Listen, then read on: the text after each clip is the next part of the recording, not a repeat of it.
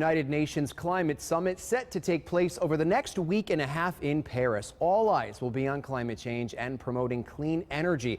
It's an issue that impacts everyone, and this summit is getting a great deal of attention right here in Connecticut. News 8's Josh Einblum joins us live with the story. Hey, Josh. Hey, Brian. World leaders are already starting to gather in Paris for the conference on the climate. It's called COP21.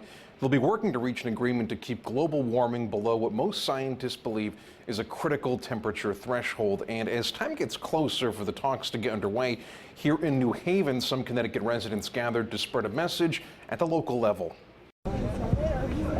We are here today to tell the global governments that we demand climate justice. With the help of a microphone, a speaker, and several large signs, a crowd gathered on the New Haven Green Sunday evening to make demands. It's really been imperative that the states take action and be leaders. Their goal was to bring attention to climate change, an issue they feel is of dire importance for all of humanity, which is why those who've organized this gathering are calling it a climate change vigil. What do you say to people who say that there is no scientific consensus?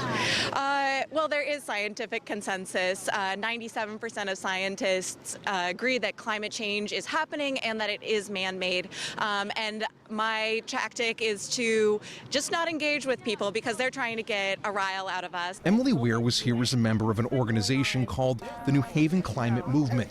Wednesday, she plans to head to Paris for the climate talks. It's her hope in the coming days a breakthrough will be made. I want to be super optimistic about this because countries have been getting together since 2009 in advance of Paris. The message from the vigil was that communities in Connecticut also have a role when it comes to combating climate change. One idea suggested was that more be done to get people to choose mass transit when they decide to travel. Henry Lohendorf of New Haven says he fears if more measures aren't taken, then the Constitution state may soon not be recognizable as we know it today. For those of us who are older, we may not see the worst effects, but our children and our grandchildren are going to be living in a society, in societies that are going to be chaotic because there's no food, there's no work, there may not be fresh water.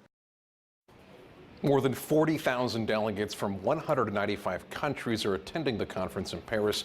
Organizers of the gathering in New Haven are planning on having other events in the coming days. For now, though, we are live in News 8 Control. Josh Scheinblum, News 8. All right, Josh, thank you. Well, President